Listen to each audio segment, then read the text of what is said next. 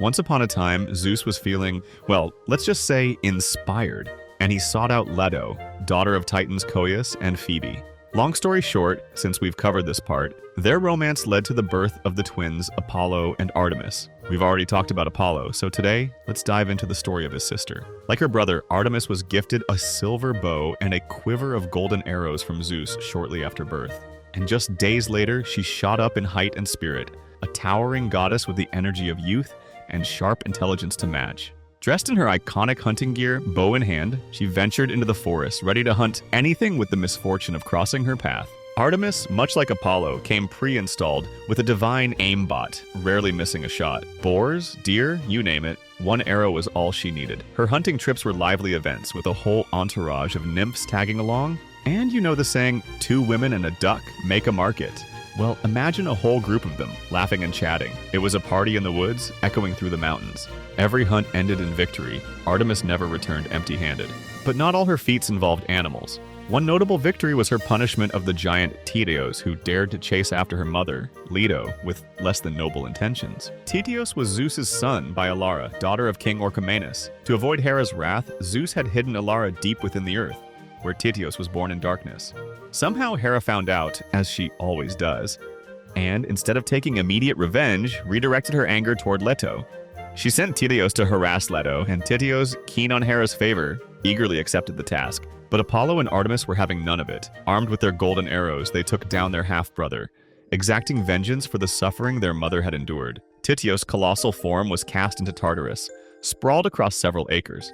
As punishment, 2 eagles were sent to feast on his liver each day, posed at source of his violent impulses and relentless defiance. In another tale involving Leto, Artemis delivered a brutal lesson in humility to Niobe. Niobe, daughter of Tantalus and wife to King Amphion of Thebes, had it all: wealth, beauty, and a whopping 14 children, 7 sons and 7 daughters, all striking enough to be mistaken for gods themselves.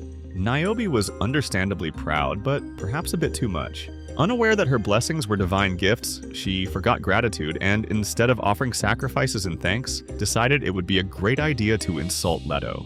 One day, when a messenger from a renowned oracle announced an upcoming festival to honor Leto and her 2 children, the people of Thebes eagerly prepared offerings, dressing up to head to the temple. Niobe, however, had other plans. Not only did she refuse to participate, but she even forbade Theban maidens from attending, then proceeded to brag to the crowd. "Why bother praying to Leto for wealth, happiness, and children?" she scoffed. "Leto's life has been nothing but hardship. She only has one tiny island to her name. Meanwhile, I have a whole glorious city. And as for children, she bore just a boy and a girl, while I have 7 sons and 7 daughters, each as godly as any Olympian. If anyone deserves offerings, it's me." Needless to say, this arrogance made its way back to Leto, who was more than a little displeased. She went straight to her children. Artemis and Apollo, upon hearing their mother's humiliation, were outraged. They set off from Delos, arriving outside Thebes in a chariot pulled by swans. Apollo climbed the city walls and spotted Niobe's 7 sons practicing combat in a nearby field. Without warning, he drew his bow and, one by one, ended the lives of all 7. The news reached Niobe as she wailed in grief, cursing Leto. Her daughters surrounded her, trying to comfort their distraught mother, but now it was Artemis's turn. Arrows came seemingly out of nowhere, and soon all 7 daughters lay dead. Niobe, stunned and devastated, collapsed in silence. When she finally regained consciousness, she found her husband had taken his own life out of sorrow. Stricken with grief, Niobe stood in shock amidst the bodies of her family, until she herself turned to stone, her hardened form carried by a whirlwind back to her homeland. There, on Mount Sipylus, she would remain forever. Some versions say 1 daughter survived, spared by Artemis's pity or perhaps by luck, but so traumatized that her skin remained pale forever, earning her the name Chloris, meaning pale or ashen. Another account claims Apollo let 1 son, Amyclas, live. This vengeance was perhaps one of the harshest punishments in Greek mythology, where the gods struck at the loved ones of their target, leaving a devastating void in their wake. The gods of Olympus may have had all the power in the world, but that didn't stop them from being remarkably petty and holding grudges, especially when it came to mortals. And when they were angry, punishment was inevitable. Take Actaeon, for instance, a skilled hunter from Thebes. Though he came from humble origins as a shepherd, his time protecting livestock from wild beasts, combined with training from the centaur Chiron, turned him into a formidable hunter. His prowess earned him the admiration of all, but it also inflated his ego. Eventually, Actaeon grew so arrogant that he even dared to boast about his skills to Artemis, the goddess of the hunt. Artemis was annoyed, of course, but she hadn't yet decided to punish him.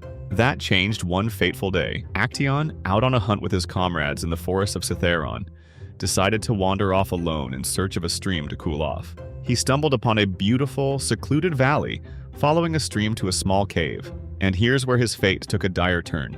Unbeknownst to him, this serene valley was Artemis's private retreat, a spot where the goddess would bathe and rest after her hunts. On this particular day, Artemis had just entered the cave with her nymphs. As they removed her bow and quiver, braided her hair, and unfastened her sandals and robe, Artemis prepared to step into the spring. Just then, Actaeon arrived at the cave's entrance. Stunned, Actaeon froze, unable to look away from Artemis's divine bare form. A nymph spotted him and screamed, the others rushing to shield Artemis. For although Artemis was the epitome of beauty, she was also the goddess of chastity, shunning all earthly pleasures of love. Fittingly, her Roman name, Diana, is now a popular brand of sanitary products, emphasizing her untouched purity. The nymphs tried to block Actaeon's view, but it was too late. Artemis's face flushed with embarrassment, and in a heartbeat, that blush turned to rage. How dare this mortal intrude on her sacred space? The offense was unforgivable.